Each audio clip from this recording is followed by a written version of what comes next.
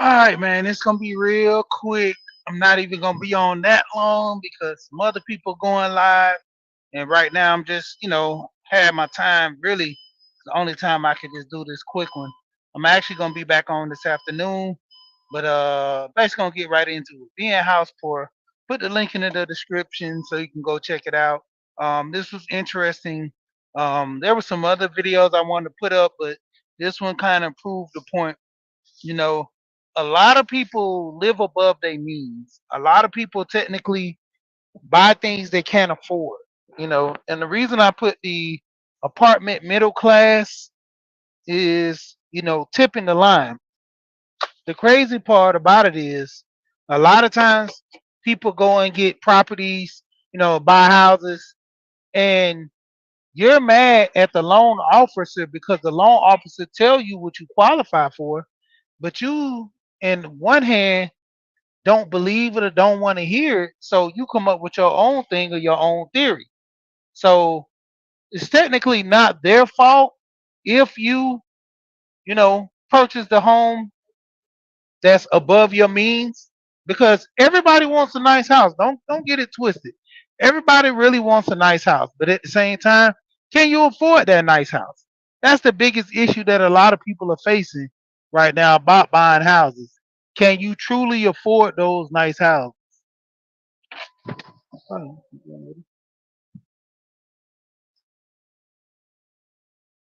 probably can afford those nice houses. You look.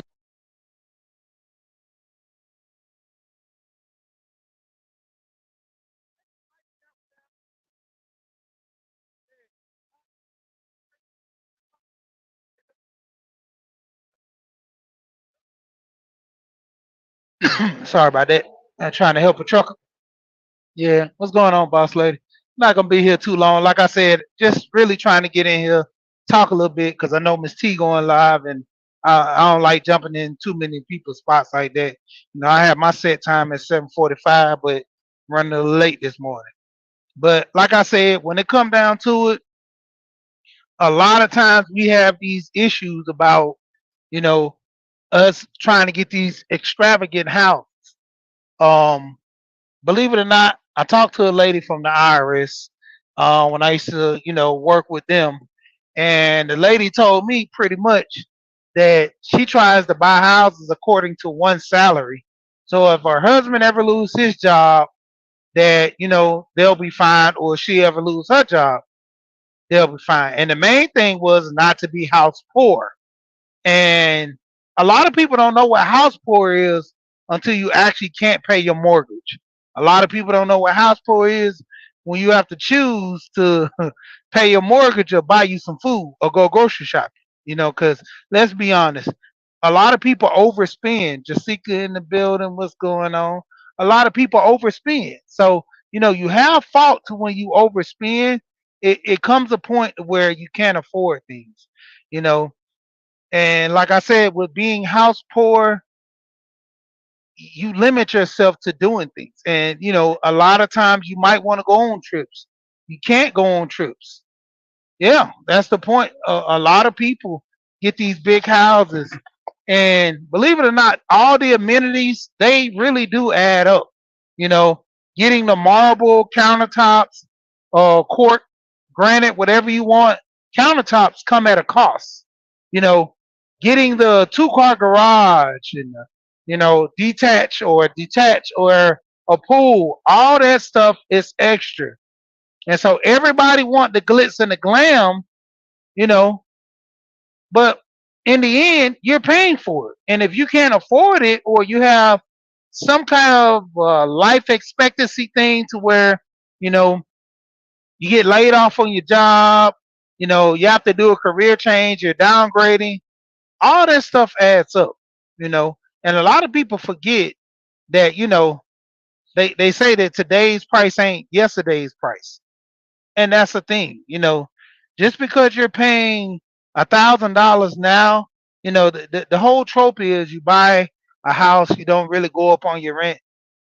Yeah, you don't go up on your rent, but you go up on your mortgage due to state tax, due to the wealth of your area that you live in, property tax, things of that nature.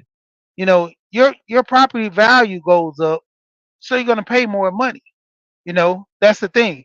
You want the value of your house to go up when you sell it, but are you willing to sacrifice paying that little extra money on your mortgage?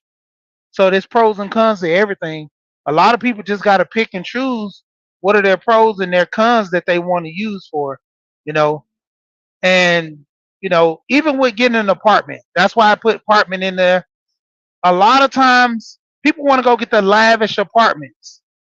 If you're gonna stay in a real nice lavish apartment, paying $2,000, $3,000 a month, why not go ahead and buy? You know, a lot of people don't want these headaches of getting a new roof. They don't want the headache of, oh man, I gotta um, put a new AC unit there if the AC unit goes out.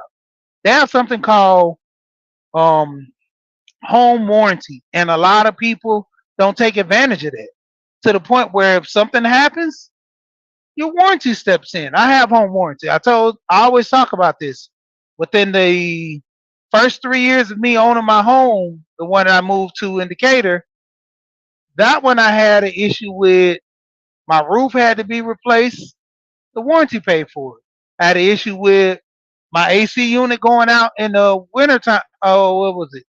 The AC went out in the wintertime when the winter was coming in. So by the time the summer came in, I felt the effects. I had to get that switched out. Warranty paid for it. That's the thing. You pay a little each month to get a lot in return. Same thing with they have insurance. I forgot the name of it, what it's called, but they have insurance for your home. Just like if you were to pass, like life insurance, your house will get paid off.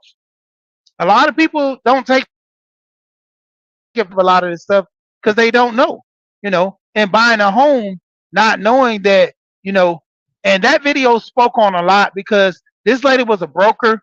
So she talked about how a lot of times people want to blame the broker and the agent for getting them to get these deals. It's up to you to sign on that dotted line. A broker and a agent is nothing more than a car salesman. Most of the time, the car salesman needs to get that deal done. So they'll do whatever it takes to get the deal done. Prime example, I have a friend now. He has a 2023 pickup truck, and he's paying $1,000 for it now. You know, it's not fully loaded, but he has a good little bit of bells and whistles, and he's paying $1,000. He had no choice because his transmission went out on his other car. The other car he was only paying $850 for, and it was a pickup truck. This was a 2018. So from a 2018 to now, he had that car since 2018, and first one, no miles on it, new, and little over. I think he got that car beginning of this year. So you're looking at what, 7 years? Well, I'll say 8, but 7 years, and then the transmission goes out. I mean, same thing rules apply when you're getting your home. You stay in that home for so many years, something is going bound to go wrong with the home. A lot of people look at renting as being the best way to avoid that, but simply if you're renting, you're paying high costs, and every year they're going up more and more. Because just know, if you're the type that are always calling and making sure things are fixed in that rental property, they're gonna have to, get that money from somewhere. They're not just pulling the money out their pocket, taking it out the rental, because most of the time, people who rent from these companies or personal people, they don't own those homes fully right out. Most majority don't. Most don't just go buy the house out cash and then coop their money back over time. Most, they have the house is renting out, is $1,200 a month. They're renting it to you for 22 or something like that, so they can make a profit. And if anything goes wrong, they can put it towards the house. You know, technically, some people were house poor, and instead of them walking away from the house, they chose to rent or to do other things and go buy a cheaper house. Because they couldn't afford it. And that's the thing. There are different options that you can get into, but the biggest thing is don't be house poor. Don't live above your means because who are you trying to impress? The old saying is, if I knew what I knew back then that I know now, I would do better. And that's what a lot of people are faced with when they're buying these houses in the water. You're buying a $400,000 house when you go to get qualified, they tell you you can only afford, you know, 250,000. Sure, you go to these new constructions, they'll construct a deal that benefits your pocket in the beginning, but over time, you lose hope. You know, because when it comes down to it, you don't make enough money. And a lot of people stay on the rat wheel trying to live above their means. If you don't make enough money, don't force yourself to buy a house for 200,000. I've always told my wife we need to stay within our means. If we want the marble countertops, we can buy that later. If we want something fancy, new white cabinets or something, we can always buy that later. What's going on, Savage in the building? We can always buy these things later. But a lot of times we have issue with trying to get it now and you can't afford it now. You know, that's the thing. If you grow with your income, you can always be ahead of the curve. There's a point at life when you start making more money, you can buy more lavish things. You can even buy a bigger house, but it's to the point when you start making that money. And don't buy at the top tier of your budget. Just because you have it in your budget, prime example, I had a car note and I think my car note was about 350 a month. Insurance was a little high, it ran me about 250. So, a little bit around close to six, close to 700. Say that for the car and all that. When I paid off the car, was I supposed to go buy another car, or was I supposed to take that 700 and put it into something else so I can always have money going out? No, I took that money, invest a little bit into more life insurance, and I had a little extra each month for a rainy day. There was some money I could go and invest with, and others I can just sit there. And when I take trips, that's where the money's coming from. Setting a budget. If you come on my channel, TWP, I'm always talking about popcorn. I'm always talking about budgeting. I'm literally always talking about budgeting. That's the key. A lot of people want to buy a new house. Can you afford that house? Can you afford a $2,500 a month mortgage? When right now you're only paying 1,200 and you're struggling with the 12. See, a lot of people don't face reality about this stuff.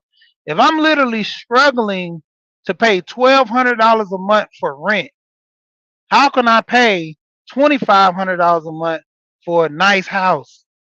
You know, people try to find a way to make this happen so much. You know, prime example, and I'm gonna go ahead and jump off of here. I had a coworker work real good, out of California.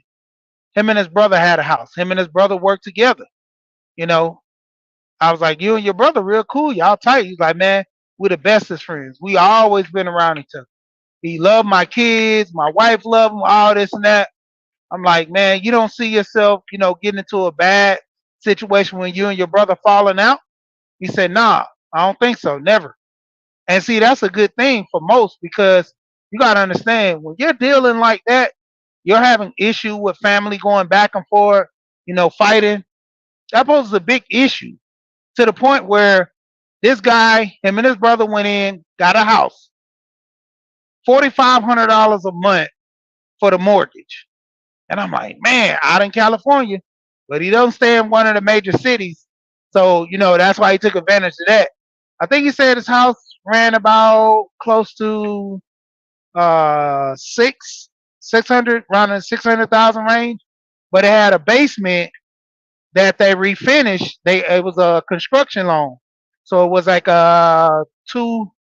I think it's called a 201k loan or something like that, construction loan, to where they were able to fix the basement up like an apartment, and his brother paid him, you know, close to 2,000, and he finished the rest out.